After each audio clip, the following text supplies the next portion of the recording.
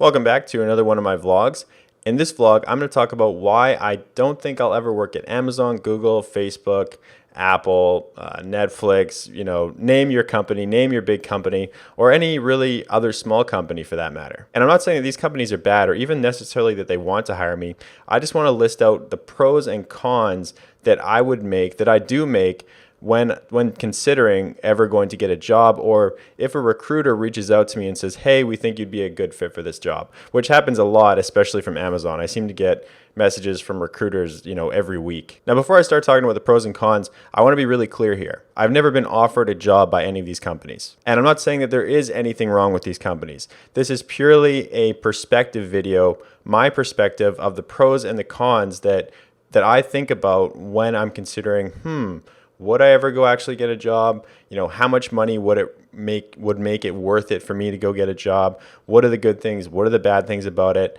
Just basically weighing everything and seeing where I'm at. And I think generally, everybody should do this. All of the pros and cons that I list in this video for getting a job or not getting a job, I think everybody should really consider, because it takes into consideration, your lifestyle, what you really want, what's important, how much time you want to spend in a day working on things, what really makes you happy. That's kind of what it really comes down to. The pros or the positive points about getting a job at any of these big companies, Amazon, Facebook, Google, Apple, whatever, or even a smaller company, I really think that the pros or the positive points come down to four major components or four major groups.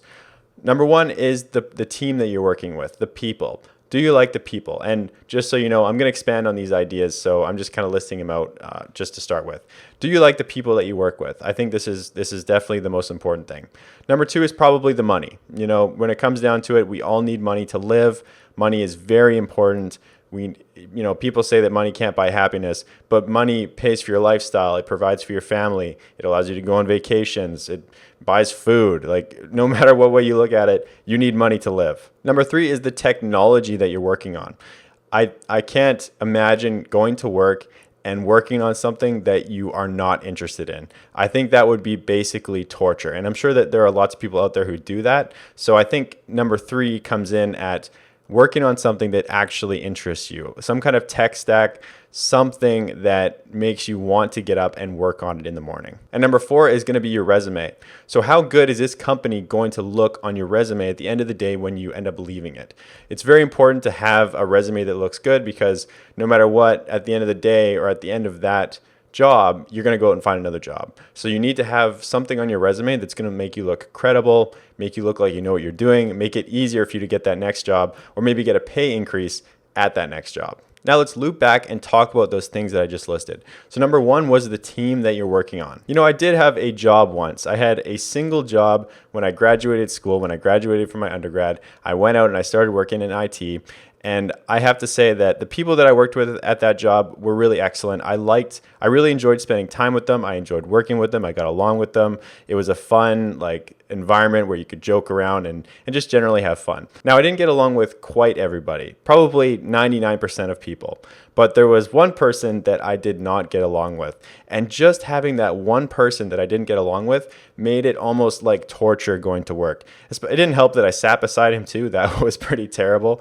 But I really hated it. I hated working with somebody who I guess you would call conflict with, and it was always in my head. From the time I woke up in the morning, I thought, oh, I got to go sit beside that guy. Great. Even though everything else was generally good, just having one person that I didn't get along with really made it quite miserable. Well, not miserable, I guess, but it was annoying, very annoying. So I can't imagine going to work and having a bunch of people that you don't get along with. I think by far that would be the worst case scenario. So suppose you worked at a company like Amazon. I think that in a company that big, it's almost inevitable that you will run into somebody that you don't get along with, whether it's your manager, whether it's someone on your team, whether it's someone from another team that you're constantly talking with, coordinating with. I think it's pretty much impossible. It's very, very, very, very unlikely that you'll get it on a team or get to a job where you don't have somebody that you don't get along with. So that's a pretty big thing that you have to consider well, I mean, I don't even know how you consider that, because really you don't know until you start the job. So that kind of sucks. But that's definitely something that comes into my mind when I'm self-employed now. So like if I think about going and getting a job, I think, yeah, I probably would get along with most people, but chances are there's going to be somebody I don't get along with. Now, looping back, the second thing that I mentioned was money. So as I said, we all need money to live. Some people like money more than others. Some people say that money is evil. You shouldn't want money. You shouldn't try to make a lot of money because it's like bad somehow. I don't really stand on either side of that fence. I don't think money's bad. I don't think it's good. I think it's really just like you need money to live. So at the end of the day, working at a big company is going to be advantageous to you because they pay really well. The average employee at Amazon, a software developer, probably makes like a salary of 200,000 US. They probably make 150 to 200,000 US, plus they'll get stock options. If you look at people like Tech Lead, I'm sure some of you watch his videos. He said he worked at Facebook, and I believe he said he had a salary of 250,000 plus around 200,000 of stock options. So he was close to getting $500,000 a year as a software developer. So he was at a senior level. So like entry level jobs are quite lower, but even a lower level software developer job, you're probably gonna make 150,000 to 200,000 US. That is a load of money. So I don't even really see any like downside to this point. It's really just a positive. If you go and work at any of the big companies, Amazon, Facebook, Google, Netflix, Uber, any of these companies, they all are gonna pay really well. So I don't even see a downside to this. They just pay really well. So money, if you're looking for money, that getting a job at one of those companies is a good place to go. Now, the third point that I talked about was the tech stack. This one reminds me of the first point, which is people. Going to work and working with a bunch of people that you don't like, you don't get along with, would be really terrible. It'd be like basically torture. So number 3, the tech stack. If you go to work and you're working on things that you just don't care about, like some technology you just don't care about at all, that would be basically torture, because it's hard. Being a software developer is hard. Programming is hard. Working on things, solving problems, running into bugs, all of these things happening when you're working on something you don't care about, that would be really terrible. Now, the other side of the coin is if you got to work on something that you do love, you are very interested in, that would be very rewarding. So this could be either very bad or very good, depending on where you go to work. But luckily, you're pretty much in control of this. Well, you're in control of this when you apply for the job anyway, because you get to decide what positions you're applying for. So you probably do have a lot of control here, because if you're applying, you can say, hey, like, what kind of tech are you working on? If they're working on stuff you don't care about, you just not apply for the job. So that's a big thing, and you are mostly in control of that. So make sure to pick a tech stack that you care about, because I really think it would be terrible to go to work every day and work on something that you don't care about. And the fourth thing that I talked about is these jobs, a lot of these jobs at big companies, they look really good on resumes. So if you worked at Google, Facebook, Amazon, any of those for a year or two, and you have that on your resume, maybe you have a manager who has something good to say about you, chances are it's going to be really easy for you to at least get an interview at whatever your next job is. You're still going to have to go through the interview process and all that stuff, but it's going to be probably very, very easy for you to get an interview. They're going to see that you were doing, whatever software developer, engineer level at Amazon. They'll say, oh yeah, definitely come in for an interview. They probably won't even check anything else. So that's a pretty big deal. So those are the 4 kind of biggest upsides that I see about getting a job, especially at a big company. I know I talked about some of the downsides, but those are the 4 kind of biggest upsides. Now let's talk about the downsides. And these are the things that I consider when, Amazon recruiters reach out to me, Facebook recruiters reach out to me, and they say, hey, come apply for a job. These are the things that I sit back and I think, do I even want this job? So I have some points listed here, and they're kind of in order. They're mostly in order, I would say. So I would say pay attention to the order, but don't pay too much attention to the order. So the first point, the first biggest con, I would say, is having to drive to work. Now, most people don't really care about this. Most people don't even think about this, but I live out like in the suburbs in the country. If I was to go and get a job at any kind of bigger tech company, I live near Vancouver, British Columbia in Canada. I live about, I'd say about an hour commute, an hour and 15 minutes out of Vancouver. So if I got a job, chances are it would be in Vancouver. There's actually a new Amazon distribution center, I think, out in Vancouver, just got built last year. And so if I got a job there, say, I would have to commute about an hour to an hour and 15 minutes. If there's traffic, it could be longer. It could be an hour and a half, hour 45 minutes, one way. Then I got to drive home. So if you think about that, even if I'm only working an 8-hour day, I got to drive an hour and 15 there. That's 9 hours and 15 minutes. Hour and 15 back. That's 10 and a half hours. 10 and a half hours has been given just for me to go to work, do the work, and get home. Then what? I mean, there's other things I got to do too. I got to make my lunch. Some of these companies provide lunch, but some don't. But like there's lost time in like preparing for work, getting home from work, unwinding from work. Really, at the end of the day, you can think about it. I'm going to be spending 11 to 12 hours a day just like getting to work, doing work, setting up for work, and unwinding from work. 12 hours a day. So that's a lot of time. If I'm sleeping 8 hours a day, that only leaves me, say 9 hours a day, because there's usually unwinding time before you go to bed, and winding up time when you're getting up from bed. So really, that leaves me 5 hours a day for myself. Now, I have dogs, I have a family, I exercise, so I go to the gym. So say a gym workout takes away hour and a half by the time you factor in drive time. That brings me down to only 3.5 hours. Say I spend some time with my dogs because they need attention too. They can't. Yeah, so that's another thing with the drive time too. And going like, I have animals. My wife works. She's a nurse. Who's going to look after my animals, my dogs? I love my dogs. I got to give them attention. So like anyway, I'm sure you get the idea here. I'm slowly whittling down the time I have each day to do things. And I have things that I need to do that, like, never mind, like, what if one day I got to go to the bank and like do some kind of, I don't know, whatever, errand. Maybe my dog has to go to the vet. Like, I don't know. There's just like so many things, and having to go to a job, drive there every day, drive home. It is a huge, huge burden, massive, massive burden. Not to mention, like, I personally don't like driving. I think it's like, I always get very, very sleepy. I can't do it. I hate it. I think because it just burns time. It's like a complete waste of time. So for me, I find like driving is a huge burden. It's not good for like my mental state. It makes me like depressed, because I think like I'm just burning this time every day. I'm wasting like 2 to 3 hours a day. And that adds up over your lifetime. You burn 3 hours a day, 2 hours a day. Like that's serious time. So anyway, driving to work, commuting, going there is a huge burden. I'm like, if it was a remote job, that would be totally different. That is like, I would take like 30% less salary, maybe even 40%, just to work from home, because the burden of driving there and driving home it's like like I said, I'm listing this as my number one thing. This is an important thing to me. I think it's a huge burden. Okay, so now point number 2, my con number 2 is having to work on things that you don't care about.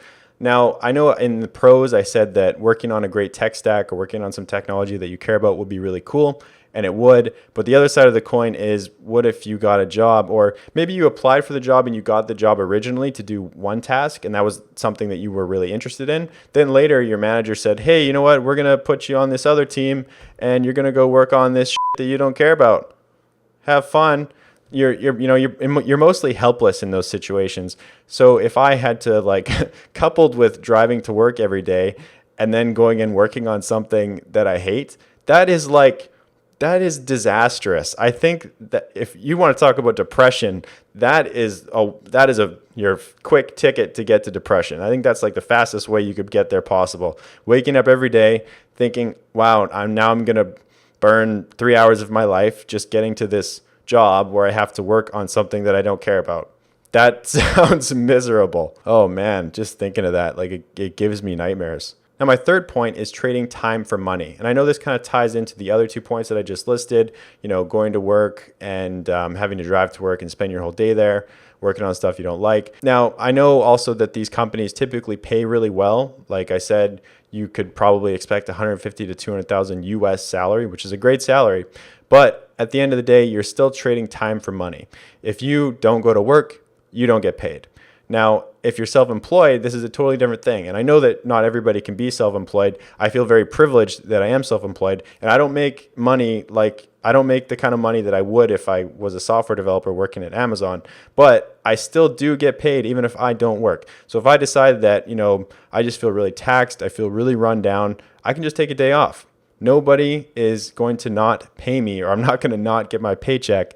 Even a month, I could take a month off and money is still going to come in, and that's a really big deal because everybody needs a break. Like, let's face it, at some point or another, you're probably going to get burned out, and being able to having the option to take a break is a big thing. But again, like, I know that not everybody can be self-employed, and I also know that many people do get paid like through their vacations. Most companies pay vacation pay, so that's a great thing. But just having the option to like take a day off is a big deal. And I know a lot of companies nowadays do, like, if you got to take a personal day, I know a lot of friends who are professionals, if they ever have to take a personal day, they still get paid. And I think that's a really good thing because everybody has shit happen to them, and sometimes you got to take a day off. Now, my fourth con for getting a job is you usually don't have the ability to be creative at work.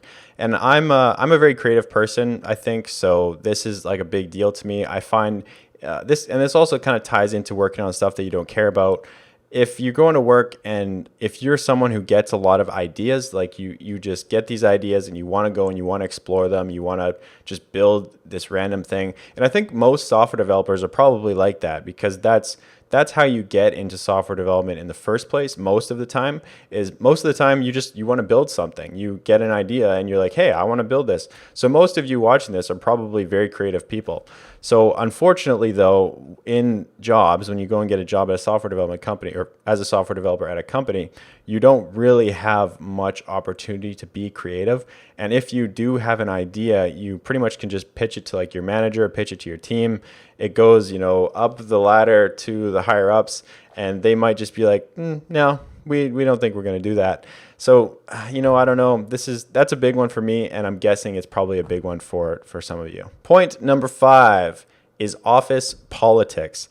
Now, this one kind of ties into working with people that you don't like, but I think it deserves its own category because if you've ever worked at an office, especially a big one, actually maybe it even happens at small ones, I don't know, but I would think especially a big one, there is this phenomenon known as office politics, and it's essentially like a clout thing. Like, certain people have reputation. If you have a high reputation at any given time, the likelihood of your ideas or the things that you say getting passed to the upper ups or higher ups and getting executed are much higher. If you have sort of your reputation is been taken down a little bit, or maybe you don't get along with like one other person who's a friend of the manager, things can be very bad for you. It's kind of like a game. It really is. I think office politics is very much comparable to a game. You want to like cover your ass at all times, making sure to like shift blame to others. At least this is what it seems like to me. You have to shift blame to others to make sure that you can't be implicated. And I don't think this is a good way to do things. Most companies, unfortunately, do this, though. Being held accountable and weighing everybody's sort of opinions equally is definitely the best way to do it, but that is not how it happens, practically speaking. Office politics is, the best way I could think of it is a game. It's a game you have to play, and if you're not good at the game, you are going to have a bad time. Now, the last point that I'm going to talk about, which is point number 6, is you have to work for somebody else. And I know this was kind of covered it could be considered as the sum of all of the other points, but for me, I like to think of it as a standalone point. I personally do not like working for other people. I think, like I said, it's kind of like the sum of all of the other points. I like to be creative. I like to explore ideas. I don't like to drive to work. I don't like somebody telling me the things that I get to work on. All of these things I hate. Like I said, if given all of these cons, if I worked at a job that had all of these scenarios that I've been describing, I think it would be a one-way street to depression. It would be, I would be a miserable person. So at the end of the day, I think this can all be summarized as I don't like to work for other people. And that's just how I am. But maybe you have a different perspective on all the things that I just said. Maybe you enjoy your commute to work because you like to listen to audiobooks. Maybe you like the people that you work with. Maybe you like the tech that you work with. Maybe you like the money. You probably do like the money. I think everybody's going to like the money. Maybe you enjoy office politics, and maybe you like to just be told what to do, which is, I'm not saying this is a bad thing. You come to work, your boss says, hey, can you work on this today? You say yes. You work on it, you go home. Now that could be a good thing. Maybe you like that. So all of these cons, take them with a grain of salt. This is just my personal opinion, why I will probably never work at a company, even if they offer me a whole bunch of money. That's actually what it really comes down to. Whenever these recruiters reach out to me, I always sit back and I think, and I know they're not like offering me a job. They're offering me a chance to apply for a job. I understand that. But before I even go and think about applying, I always ask myself, what amount of money would it take to make all of these cons meaningless? And I really sit there and I think, and originally I know my number, like probably last year would have been like 300K. If they offered me 300K, I would drop everything I'm doing and I would go work at this job. But now the more I think about it, I think if they offered me 500K US, I don't think I would, because at some point the money becomes irrelevant. And what I mean by that is I have enough money to live. I can pay my bills. I can take care of my family. I have everything I need. I do all the things I need. I don't think my life would change if I had more money. I would just, play around with the stock market more. I maybe would buy a bigger house.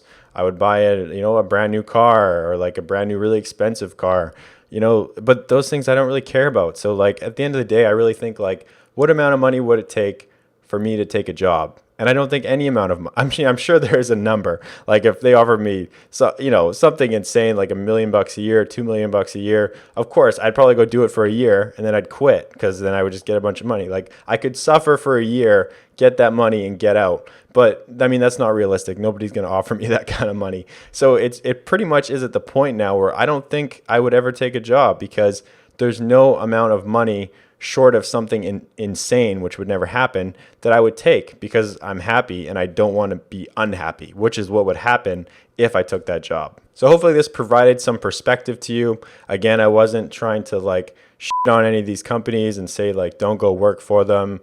You're going to like get unhappy or whatever. I'm sure there's a lot of people who are very happy working at these jobs. Like most people probably, you get a great salary. You probably work on great stuff. You probably work with great people. It's probably good. Just for me, I wanted to just talk about the things that I consider whenever these recruiters reach out to me, because that's the stuff that goes through my head. And again, I want to just say that I know these people aren't offering me jobs. I'm not saying like they're throwing jobs out to me. I got job offers all over the place. I'm just saying this is what I think about. Now, one last thing before you go, do not forget to like the video. YouTube does not recommend my videos to other people unless you tell it that it's a good video. So please go down there, hit that like button. I would appreciate it very much, and I'll see you in the next one.